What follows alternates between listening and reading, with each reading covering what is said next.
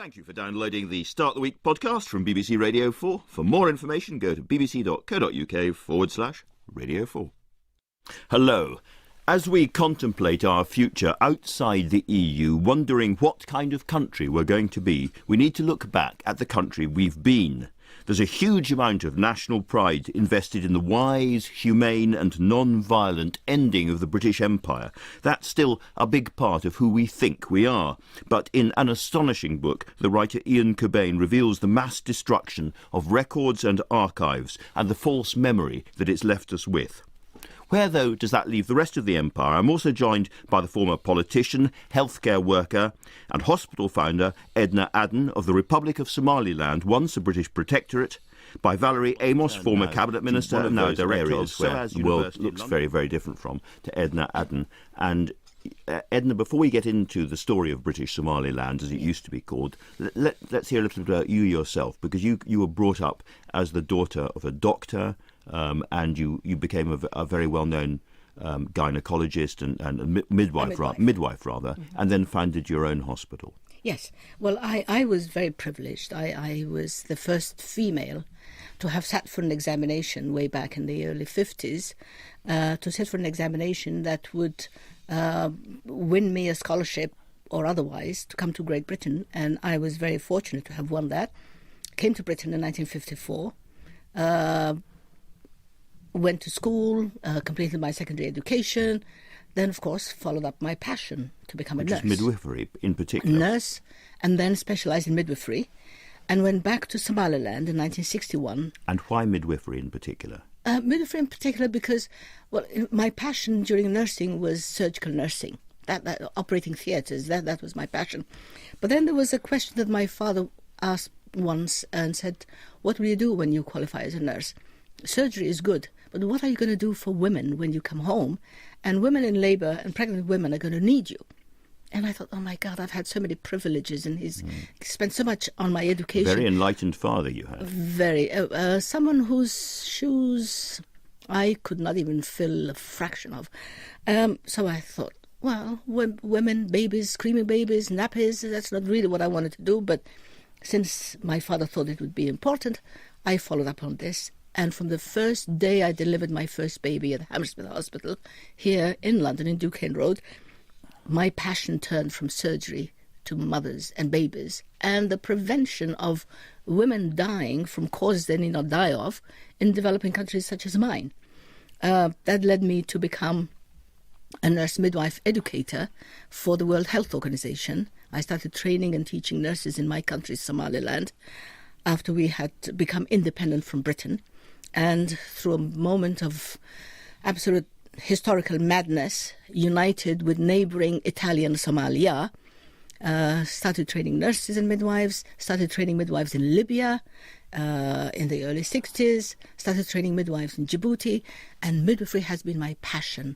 My current passion is to train 1,000 midwives for my country and hopefully 1 million for Africa.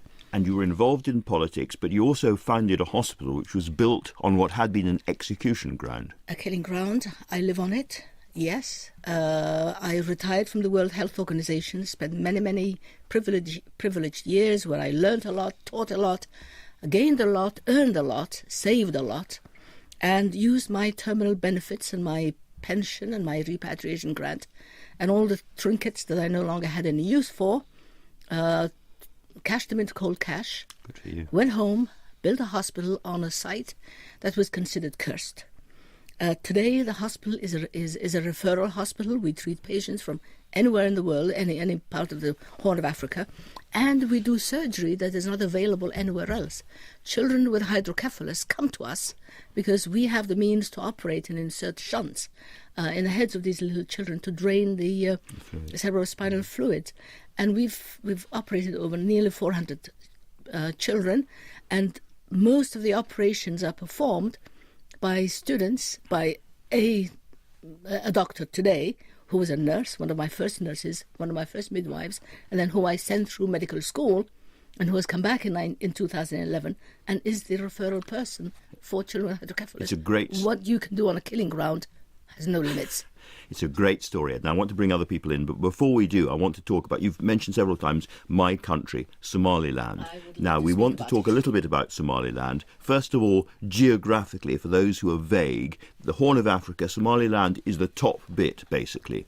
Yes, there was La Côte Française des Somalie, French Somaliland, French Somaliland, which is now the Republic of Djibouti, where you have very big military bases in the Gulf of Aden. in the Gulf of Aden, at the mouth of the Red Sea. Then you have British Somaliland Protectorate, never a colony, but a protectorate. And then we have to our east La Somalia Italiana, the Somalia that you all know today, famous for all kinds of things. And so when people say Somali and Somali pirates, they're talking about Somali. Ethnic. Not Well, they're talking about Somaliland. Somalia. No, we don't have pirates in Somaliland. We don't have terrorists in Somaliland. We don't have warlords in Somaliland. We have a stable, democratically elected government in So Somaliland. the really interesting thing about Somaliland, as opposed to Somalia, is it is not recognised around the world as a country. You don't have huge amounts of insider, It people is the more pouring senior in. of the two countries, by the way. It's the Exactly old- what Ian was talking about. The history of Somaliland has been so destroyed and distorted that people forget about the older partner, Somaliland, the first-born independent Somali nation in the Horn of Africa, which is Somaliland.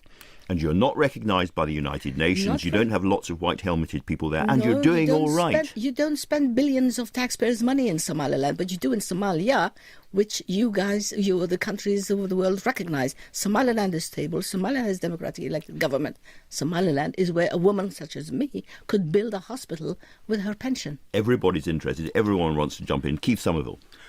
One thing I find very interesting about Somaliland, and I don't know if you'd agree with me, is that in a strange way, the lack of recognition has been a boon. You haven't had foreign NGOs, foreign donors trying to dictate No to World you Bank, your no system. IMF, no bilateral aid. We've learned to live with the means that we had at our disposal. We have learned to become masters of improvisation. We have learned to survive with the little that we have. And it's been better we should for you. be an example to African countries where billions of dollars are being spent. Peace is not maintained in Somalia. In spite of all the money you've spent, Somaliland is peaceful. Valerie Amos. Well, this is very interesting because there's a whole debate that's been going on about what is aid for and who is it for. And there are a lot of young people, for example, on the African continent, in many countries in Asia and everywhere else, that say that actually the whole aid business, the whole aid industry is not for us. It's not to assist and help to empower our countries. It's actually for you countries in the West, to assuage your guilt. And I think that this discussion about Somaliland and how Somaliland has managed to be stable, to essentially to restore itself after that civil war of many years with Somalia, and has done that without a huge amount of support from outside. It's an extraordinary experimental lesson to- question mark. What would it be like if we hadn't done all these things in Africa? Somaliland suggests that in many ways things would be better, not worse. But today we have a drought, one of the worst droughts in the world. In the history of my country is happening. But because Somaliland is not recognised and Somaliland is not around the discussion tables, Somaliland is excluded. So there is something in support of not giving too much aid, but then you want the recognition. isolation is then another extreme. I wanted to ask Edna the question of whether she accepts the argument which is made by the African Union and others, which is that recognition of Somaliland opens up, as it were, a hornet's nest in terms Totally of wrong. other parts of the African continent, but also other liberation movements, independence movements in other parts of the world. Very good question, Baroness Amos, because Somaliland is a country that had its own defined borders. It was a country that existed before the African Union. Somaliland is senior to 12 independent countries in Africa. It was the 12th country to become independent. It is bigger than 18 countries and more populous than 18 countries in Africa. Somaliland is an example of democracy. Somaliland is being punished for the sins of neighbouring countries like Somalia. Ian Cobain. Edna, I wanted to ask, given that Somaliland is a former British protectorate. And very proud of it. And given that it has a functioning government within what is otherwise has been at times a failed state, are you surprised that the British government has declined to I'm very recognise it? surprised. I can understand others not knowing where Somaliland is. Somaliland was part of the great British Empire. Our sons fought alongside your sons to defend causes that the free world was defending. The only Victoria Cross in the front during the Second World War was awarded to a Somalilander for defending the troops of Somaliland at that time, Second World War. If only we had a former member of the Foreign Office round the table to respond. Oh, yes, we do. I hope they're listening Valerie in. Amos, why do you think that we haven't recognised Somaliland? I think it's partly to do with pressure from the African Union and others with respect with respect to this issue of independence movements.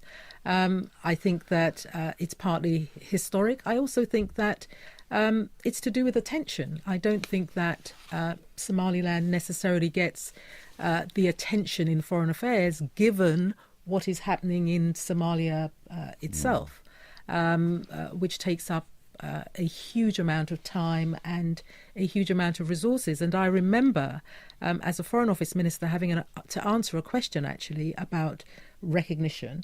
And I hope I'm remembering this right. It was a very, very long time ago. And the answer that I had to give was that the British government recognised states, not governments. And I have to say, I didn't understand the answer then, even though I gave it, and I still don't understand it now. Me neither. All right, well, let's move on to something else happening all across Africa, which has fascinated and appalled people from the rest of the world all the way through, which is the ivory trade. Keith Somerville, you've written an exhaustive book on the history of the ivory trade, going right back to very, very early times, and demonstrated, I think, in that book, that there's always been outside appetite for ivory. It's always changed African history, going right the way back. Including, the Chinese appetite for ivory, I hadn't realised was because, of course, there used to be a lot of Chinese elephants until they killed them all. Yes, demand for ivory has been there for millennia. The Chinese were actually sending fleets to the Middle East, to the coast of Africa, as long ago as the 14th century, to trade for things like ivory and spices. There was huge demand for ivory from the pharaohs in Egypt. They sent fleets along the Red Sea, up the Nile, once they'd wiped out the elephants that used to exist on the fringes of the Mediterranean and the fringes of the Sahara. So the trade has been there, and now something like 75%, perhaps maybe even 80% of the ivory that is poached in Africa finds its final market in China. Though we do have to be careful not to be holier than thou in Britain and in America, for example. The Chinese, I think, now have tougher rules than we do on the trade of ivory inside China. On paper. On paper. In fact, not really. There is still a booming trade, and where they've made efforts, partly for cosmetic global respect reasons, to close off some routes, they've opened up in other areas. So Vietnam is now a major route across their land border for ivory, but also rhino horn going into China. And there is a massive, massive market there, and it's not really falling away. But also, Britain still has a legal trade in what is called antique ivory.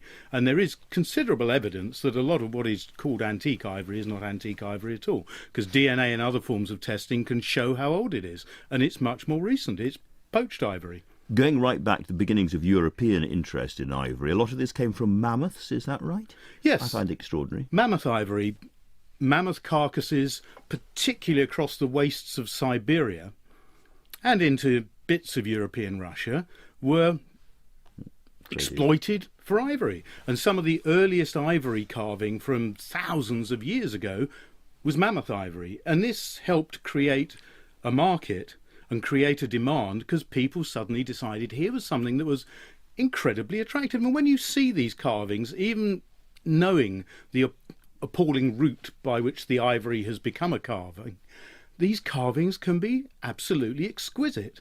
Wonderful pieces of art, yet It is drawn from a very bloody trade. And to be clear about it, at the moment, more elephants are being killed by ivory poachers than are being born. So African elephants are dying out unless something is done.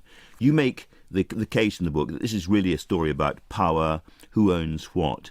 And part of the story, I guess, is the lack of power of African communities over their own areas. And that goes back to the aftermath of the Second World War and the arrival of the great big boom in tourism, I guess, basically, essentially. Well, even further back than that, as soon as the British moved into areas of Africa to control it, to occupy it, take Kenya, for example, they criminalised hunting by Kenyan communities that had lived through hunting or hunting supplementing farming for centuries and had not decimated the elephant herds.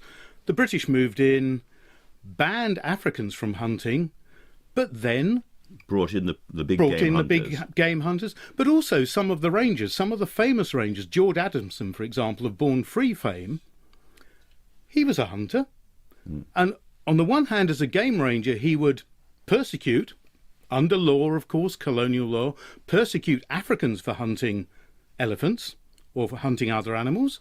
He would then buy licenses and hunt himself and make money from selling the ivory, as did David Sheldrick and Bill Woodley in Savo, who fought the first militarised war just after the Mau Mau, the Land and Freedom Army rebellion, fought this war in Savo against African poachers and began the process of militarisation of anti-poaching, which, while one can understand, you've got to have armed rangers to protect elephants because the rangers themselves become targets, the militarisation further alienates the local people who've been pushed out of the protected areas, who are banned from hunting, and then suddenly they find themselves harassed by militarised anti-poaching units. And you get, therefore, the wave of independence movements. And what happens to the safari parks under independence? They realised, particularly in Kenya and Tanzania, that here was something that could actually bring in money. And so they retained the rules. They retained the protection. It was state-owned, and still very, very little power of the local people. They became, if anything, even less empowered, pushed out as parks were expanded, and tourism earnings, which never trickled down to the local people, became the goal. Valerie Amos. I was going to ask Keith a question about tourism, but I think you've partly answered it, Keith, which is big game parks have become part of the tourism sale of many countries. What impact is that having on communities now, and what do you think that those communities can do to begin to redress this balance? One effect that it has is to continue keeping them out of areas. Tourists who go to Africa, to safari parks, and I'm an avid safari goer myself. Tourists don't want to go into parks and see people. They don't want to see livestock. They don't want to see houses and farms abutted right up to the edge of a park, which is the case in many areas. And so people get further pushed out and further pushed out. And as land is also sold off, you've recently had the situation in Tanzania, where I was earlier in the year, where a large area of non-protected land is now owned by rich people in the UAE, and they are gradually pushing out the Maasai who have traditionally moved their cattle into that area. And so can I just nail this down, Keith? What you're saying is that the historic connection between people who've been living in an area for centuries and the wildlife there is broken, first by colonialism and then by the modern governments. Those people are pushed out, they have nothing else to do, they become the poachers, they become the demonised, and we are in the situation we're in where they are, as it were, always going to win. Yes, because if you're a local person, say, on the edge of Selous in Tanzania, massive great game reserve where there is a huge poaching problem, you are not allowed to hunt game in that area to feed your family or to sell anything, yet your children are going hungry, you can't afford school fees or clothes. What do? The crime syndicates that run poaching, massive crime syndicates with political protection from corrupt politicians in many countries, they come to you and say, look, here's $100, go and shoot an elephant and bring me the tusks. $100 will be more than they will earn in a year And yet they're not allowed to do it legally, even in areas where there are too many elephants. I want to come on to your solution in a moment. Before I do, first Ian and then Valerie again. Keith, I've seen it said since 9/11 that there's some sort of connection between ivory hunting and terrorist organisations, particularly Al-Shabaab in Somalia. Is that correct? No. There's a tiny, tiny connection. This was a wonderful, perfect storm, you could say, that could be exploited by Western governments, because they could say, look, here's this appalling organisation, Al-Shabaab. They're Islamists. They've pledged their support for Al-Qaeda. They're appalling people. And, oh, my God, they're killing elephants as well. So you can justify even harsher policies because you can stack the cards so there are more crimes. Then NGOs can say, we need more money for elephant conservation and for militarised anti-poaching, because look who's involved now. But the evidence of Al-Shabaab involvement is tiny, absolutely tiny. Given how far this has gone, is there any way of preserving livelihoods and doing conservation at the same time? I think there is. There have been experiments. There was a very good one that's still running but not running so successfully now in Zimbabwe called Campfire, where local people gained power over the wildlife in their areas. These were outside national parks, but people have got to remember that in Africa, huge amounts of the wildlife are outside national parks and people live alongside them. And so people, under this scheme, had a certain amount of power. They could crop game, for example, like impala, for meat. They could sell hunting quotas if they existed to make money. And what they did is they then protected their resource. They were again empowered. Here was a resource, and it's working particularly well at the moment in northern Namibia, in community-based sustainable use conservancies, where the elephant population is rising, where even the black rhino population, very endangered animal, is being protected, and people are making livelihoods. And you've then got a new sort of virtuous circle. The people get a livelihood, they get a sense of ownership, they protect the animals, and there is limited regulated cropping, and it works to preserve the animals and, importantly, to give people a livelihood and a sense of ownership. And I think that is sense of ownership, absolutely crucial. Keith, thank you very much.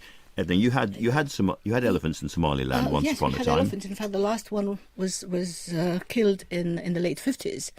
But whatever elephants were in the Horn were also commercialized, and trade. They became an item of trade by corrupt politicians. And Siad Barre's family members would export warehouses full of ivory, as well as leopard skins and cheetahs.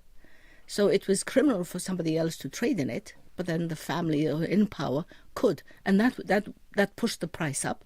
And then that also brought the Somali image to it, because the traders that were hired by Siad Barre and by eventually the Shabab and whoever replaced Siad Barre were Somalis. And it was the AK-47 that did it. It made the poacher such an easy, so easy for them to kill. So this is partly about an arms race, as it were, in Africa as well. But can I come on?